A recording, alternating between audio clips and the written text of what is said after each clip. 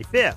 The northbound tri-state has delays from 127th to 75th, Plainfield Road to 31st, and St. Charles to Irving Park. Veterans Memorial, the Mountain Toll to Ogden, and Army Trail to 290. Southbound 53 is jammed. Randy Kirchhoff. I'm Jim Talamonte on AM 560 The Answer. Chicago's Morning Answer continues next. Your official Chicagoland weather forecast from the 1 Hour Heating and Air Conditioning Weather Center and our meteorologist, Steve Williams. Clouds today, a bit of snow becoming mixed with some rain, accumulating up to an inch, high today 35. Clouds and some snow and rain at times tonight, accumulating a coating to an inch, low 32. A coating to an inch tomorrow, the high at 36. I'm Steve Williams on AM 560, The Answer. It is 30 at O'Hare, 31 Lakefront. Next news, 8:30. Chicago's Morning Answer with Dan and Amy continues next on AM 560, The Answer. This hourly segment is brought to you by Papa Nicholas Coffee. Papa Nicholas Coffee, a family tradition since 1897. This is Chicago's Morning Answer with Dan Proft and Amy Jacobson on AM 560, The Answer.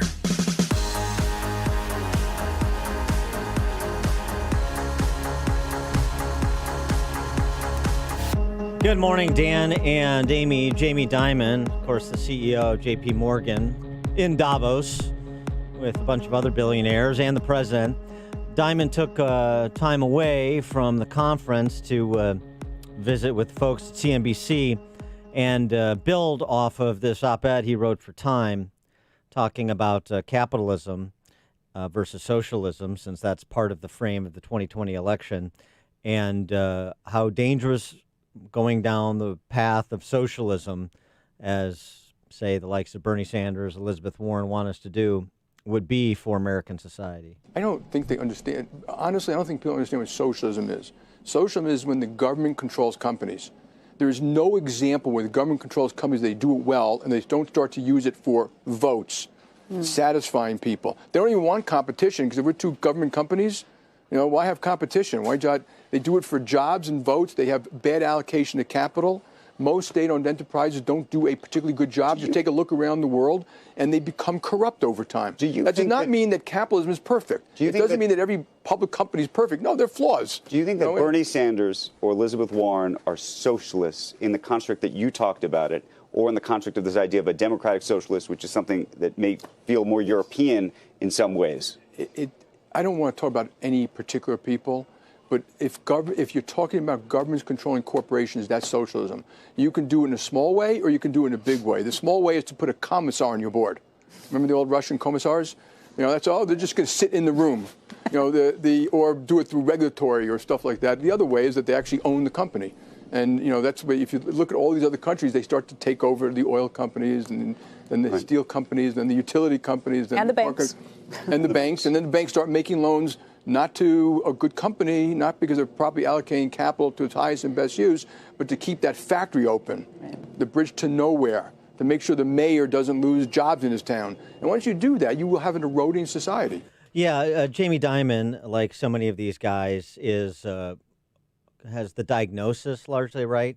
The remedy, though, is wrong. Spent too much time at heading up rent-seeking banks, I suppose. In his piece in Time that I mentioned, he writes, capitalism must be modified to do a better job of creating a healthier society, one that is more inclusive, creates more opportunity for more people. That means meaningful changes like rebuilding our education system and providing skills training, affordable health care policies, substantial infrastructure investment, sensible immigration reform, and climate policies. That's just a start. That's not the start. I mean, who am I to disagree with the great Jamie Dimon? Well, I'm me, so I'm going to disagree. That's not the start. The start is, in my view, doing something that we don't do, not some things that we try to do, we just do badly, like education, and not just saying education. What specifically? How about preparing children to be business savvy, teaching entrepreneurship at the K through 12 level? That doesn't mean everybody has to go on to be an entrepreneur. I'm not a man of the left. Everybody has to be a coder if you're in an industry I don't like say being a coal miner. But what about rooting children in the market economy and teaching them what entrepreneurship really means, the value of capital and labor, how you organize a enterprise. For more on this topic, we're pleased to be joined by John Sibley Butler. He is the J. Marion West Chair for Constructive Capitalism in the Graduate School of Business at the University of Texas at Austin. And he also, before we even get into capitalism, we have to congratulate him because he did his undergraduate work at LSU. Yes. So, Professor Butler, congratulations on your national championship. Go Tigers, say ball, come on, survive. Everything is good. I like that. You guys are wonderful. Yeah, what a welcome. You've got a little bit of a Coach O in you there, in terms of the timbre of your voice. I like it. Well, absolutely. I have a little allergy going, but we just came from the city of my birth, New Orleans, and had a great celebration, another Mardi Gras, and things are wonderful. But let me say also, I got my PhD from Northwestern University. Go Cats. Oh, you have something in common with me. Yeah, I did my undergrad work. I did my undergrad work at Northwest. I couldn't stay long enough to do a PhD. I just couldn't tolerate Evanston that long. But I do understand. Professor, I'm familiar with some of your scholarship, and so just talking about this issue of capitalism versus socialism against the backdrop of the 2020 election, and this notion of entrepreneurship as we try, how can we make capitalism better seems to be part of the discussion so as to stave off socialism. One of the things that you have written about is the so-called algorithm for group success. Describe what that is for us. What's the algorithm for group success, and does it apply regardless of race? Well, it certainly it applies regardless of race. We live in market economies, and if you go back to, let me get academic here, so much work on market economies. What that means is that you have a certain kind of pattern that you can follow. Let me remind you that America was founded on a group basis. Everybody have their own sort of group, their own kind of tribe, and et cetera, and et cetera. So going back in America, if I were to study Philadelphia in the 1870s, I would look at little Italy. I would look at little Germantown. And if I were to study Birmingham, I would look at the black enclaves in Birmingham that was so great, or in New Orleans that was so great. So the point is that the algorithm is that market economies begin with individuals and families and communities. And from these families and communities grow great enterprises. So, for example, some of the great pizza enterprises came out of these business enclaves. You can look at Chinatown as it exists today. So the point is that the closer you are to market economies, the more you take your problems to the market, the more successful you will be in America. So here in Texas, for example, we make entrepreneurs the heroes. We're very, very aware that if you look at market economies, we have created 4 times the amount of jobs than any other state in the union. And that's because we allow entrepreneurs, people on enterprises, to be our heroes. That is, we celebrate the Dell computers of the world. If you look at my research, I celebrate the Metal Walkers of the world. I celebrate all of the great black entrepreneurs. If you look at Somber's work on Jews and modern capitalism, it celebrates all entrepreneurs from that tradition. If you look at Alex Portes' worked on Cuban Americans, we celebrate that tradition. So the algorithm is families teaching about the whole importance of market economies, and from that grow different kinds of enterprises. So the algorithm is, let me just put it like this. If you were born in America and you tell me what your great-great-great-grandparents did, I can tell whether or not you have a college education. I can tell whether or not what you're doing in America. So therefore, the algorithm is founded on market economies and understanding market economies and how those market economies bring success. Great entrepreneurship also leads to better education outcomes. Let me remind you that University of Chicago was done by a great entrepreneur. Let me remind you that Northwestern University was done by great entrepreneurs. University of Texas, which is a state school, great entrepreneurs contribute. Let me remind you that the Carnegie Foundation was done by a great entrepreneur. Let me tell you about the Rockefeller Foundation. So at the center of America has always been innovation and entrepreneurship. And this issue about the elections, to me, you let entrepreneurs, under controlled circumstances, be the heroes and not politicians. And so if that's the algorithm of success, why the decline in entrepreneurship in the black community? Is that the result of not celebrating or knowing even to celebrate the history of entrepreneurship in of black Americans? Well, it's a decline in all American communities. If you look at Silicon Valley, for example, 50 to 60% of all those new companies are immigrants. Mm-hmm. So immigration have always been the core of everything. So the black pattern follows the exact same pattern of America. What's interesting about the black pattern, however, is that when there are difficult circumstances, people forget about how you got here. So what I do when I talk about Black America, I talk about celebrating another history of Black America, which is the entrepreneur spirit. So I'm not much of a civil rights kind of guy. I'm more of a market kind of guy. Okay, I was born in Southern Louisiana. I grew up in a very, very interesting, well-to-do family. Grandfather was an entrepreneur, sent all of his kids to college in the 1920s. My brother went to Indiana University. Every Butler since the 1900s have graduated from college. Our aim is to show future generations that we are standing on the shoulders of self-employment and entrepreneurs. So if you look at where Black America is today, there are Black communities that's booming. Chicago is different from Atlanta because of the history of entrepreneurship. That is, Atlanta, the Atlanta Black population, private schools, Morehouse, Spelman, have really, really generated that population. Great Black communities, great suburbs, great country clubs. You're going to take a city like Chicago, that had a great entrepreneurial tradition in the past. It was very different from Atlanta because they did not own the property in Chicago. So therefore, what happens when the factories disappear in northern cities, there's a lack of entrepreneurship. And people do not understand that you don't go to the politician. You buy up Chicago. By buying up Chicago, you create an analog of Chinatown in Chicago. You create a Morehouse. You create a Spelman. You create a Howard University. And all of that is dependent upon how entrepreneurs think about the world, because you can't get that from the political point of view. There is a study out of more than 3,000 small business owners that finds 87% of them are over the age of 39, 43% are over the age of 55, and that dovetails with other studies that looked at sort of the demographics of the entrepreneur. Basically, that you're talking about people that are a bit older, and it's mostly men, 73% are men.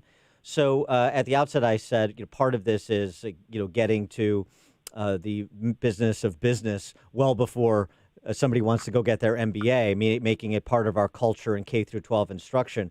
Do you agree with that? If we want to have the entrepreneurs be a bit younger in terms of the median age and a bit more diverse in terms of the rest of those demographics? Absolutely, Dan. But let's look deeper into the numbers. Okay. If we look at the great companies of America that were founded in the last 40 years, whether it's Apple, whether it's Dell, whether it's Facebook, all of those were college kids. Michael Dell was 19 years old when he founded Dell Computers. The guy who founded Facebook was 12, maybe 13. Right? All of these great entrepreneurs came from students. Okay, so I distinguish between technology entrepreneurship, which create lots of jobs. So looking back historically and even now, I look at what Stanford University has done with Silicon Valley. I look at what the University of Texas has done with Austin. I look at what MIT has done with Boston. I look at what Northwestern University of Chicago has done. They have not done the same thing, or the University of Illinois. So I agree, but the really high-tech stuff is coming from the younger population. The lifestyle entrepreneurs are done by older people. But I certainly agree this. I agree that if it's not coming from an entrepreneur family, you must put the whole idea of self-employment, market economies in American colleges, in American high schools. Because if you look at the great entrepreneurs, they come from entrepreneur families that have been passed on from generation to generation. So Dan, I agree with the whole idea of having that extra thing in your pocket to say, look, when things go wrong, what can I do? And you also find there's the mobility. So I speak all over the country. I go to places. I taught at Rutgers, and I said, hey, if Rutgers don't have the entrepreneur stuff done, you're interested in entrepreneurship, hey, move to Texas. We'll take care of you. So I agree with you. So give us the state of Black entrepreneurship, because I think people might be surprised by your review. I'd asked you this in an email exchange we had, and in the digital age, you're suggesting that Black entrepreneurship is actually really on the rise in a way that's wildly underreported. Oh, well, everything that's successful in Black America is underreported. When you look at Black America, people like to go to the weakest link of Black America. So black entrepreneurship is booming. On the cover of Black Enterprise about 8 years ago, we had 7 black entrepreneurs from Austin, Texas, whose receipts had reached 60 million to 70 million a year. And of course, it's much harder to study in the digital age. But what happens is it is really, really being boasted by immigrant Africans. So if you look at what's happening with Africans, like all immigrants, they're really, really into the market economies. They come to America to create wealth. If you look at the education of their children, it is off the scale. At Macomb School of Business, I would say that at my undergraduates, 98% of the black kids are Africans, and that's the same pattern at the Ivy League school.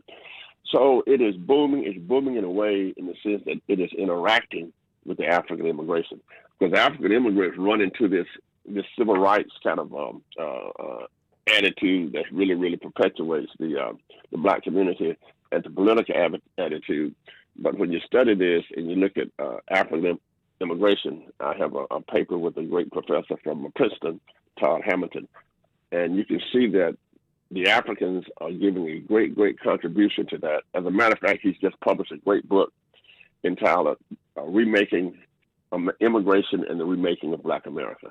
So black entrepreneurship is booming. You can't find out about black America by going and looking at the most depressed areas of black America, which most commentators do. Nobody is studying Atlanta and Spelman. Nobody's studying that great tradition. Martin Luther King was a third-generation Morehouse man when he got involved in his civil rights activity. So, yes, Dan, it is booming. But you can't study it by going to the depressed areas. He is Professor John Sibley Butler, J. Marion West Chair for Constructive Capitalism, the Graduate School of Business at the University of Texas, and proud Bayou Bengal. Professor Butler, thanks so much for joining us. Appreciate it. You betcha. Take care. You take care. All righty. All right, thanks so much. It's nice that he throws out a Go Cats, too, when he's the national champion with the Tigers. Tigers and Cats. Very and generous. He joined us on our turnkey.pro answer line. Hear about the big stories of the day, then talk about them right here on Chicago's Morning Answer on AM 560.